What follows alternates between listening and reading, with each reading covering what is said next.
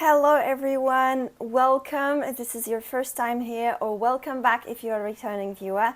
My name is Natalia and this is The Matter of Sillage, a place on YouTube where we talk about fragrances, where we talk about feeling good and about smelling good. Today I'm going to have one fragrance on my radar and it's going to be Burberry Goddess Parfum.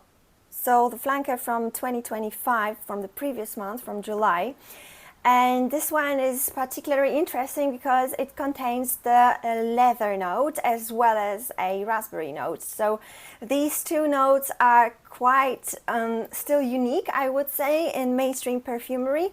So I was really curious about this particular launch, and I'm going to talk about this one today together with the previous flanker, namely the Intense. I'm going to compare it to the original as well, so stay tuned for that. Before we get started, if you like this content, please don't forget to leave me a comment down below, as well as leave me a thumbs up and hit the notification bell so that you will be notified and you will not miss any of my new videos. And now, without any further ado, let's get into today's topic.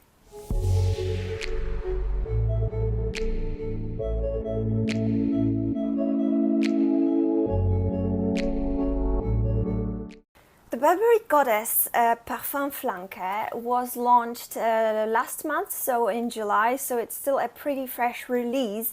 I got my hands on it right after the premiere pretty much, so I was pretty quick. I already have some initial thoughts on it and I already have some experience with the longevity and the projection. The nose behind this fragrance is Amandine Claire Marie. So this is a perfumer that has also created the Goddess OG, so the original EDP, and the Intense version. So again, we have the same perfumer. It's pretty much the same as the previous one, it just says Parfum here. When you open it, you can see that the juice here is quite dark from the start. So this is how you can differentiate it from the other flankers. And also here you have Parfum. This golden plate looks pretty much the same as in the previous ones, so you need to really make sure that you're getting the newest one because the bottle is pretty close to the previous ones. I got the 30 milliliter here, although I would say the majority of the fragrance community really loved the Goddess OG, so the Eau de Parfum. To me, the Goddess original was nothing special, nothing too outstanding for me. I'm not saying that it was a bad fragrance. It was pretty good in a way that it was inoffensive. It was a pretty airy, pretty nice and spacious vanilla. To me, it was pretty mediocre. First, I bought it and then I would wear it for a couple of days. Then I would just simply get bored with it. Main notes in the Goddess original was vanilla caviar, it was also ginger, if I'm not mistaken, and lavender. So I would say that it was like a lighter take on some kind of fragrance DNA such as Mont Guerlain, but it was definitely more of a lighter vanilla.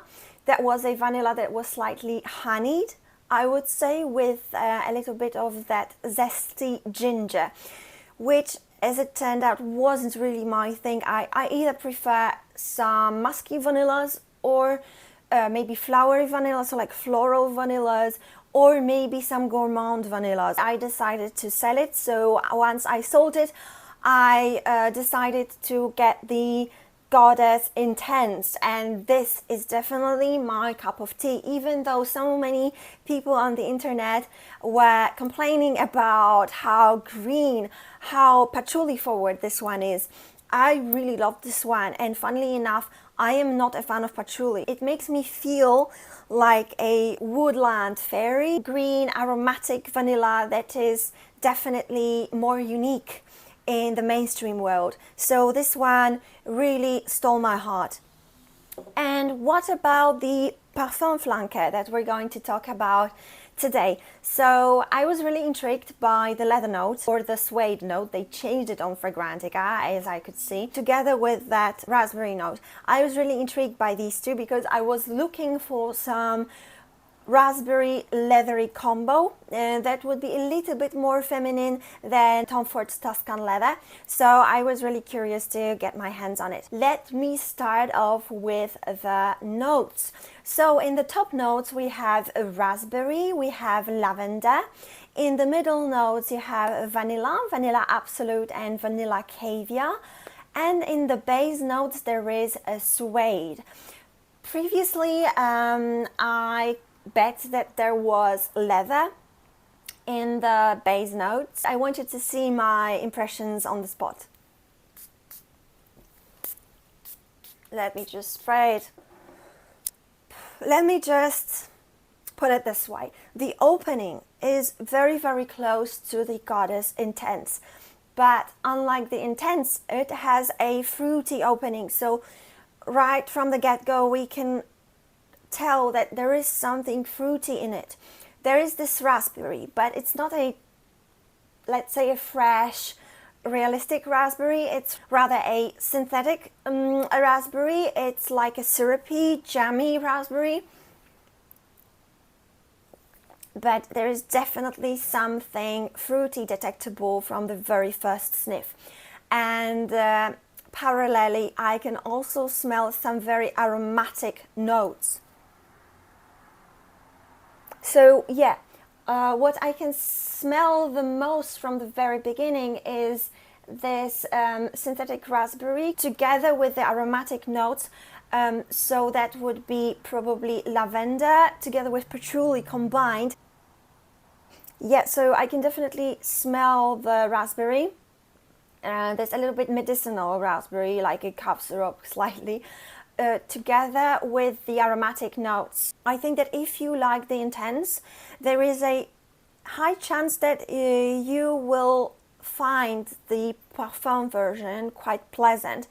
If you, on the other hand, did not enjoy the Intense and you really do prefer the lightness, the airiness, and the likability, let's say, of the OG, you may find the opening a little bit too overbearing, a little bit too overwhelming. The scent dries down pretty quickly, I would say, into a subtle leathery vanilla. So then what happens is that the aromatic notes get toned down just slightly, and then what you can smell is this light sweetness. You cannot really tell what kind of fruit it is. You can just say that this is some kind of red fruit scent together with this subtle leather.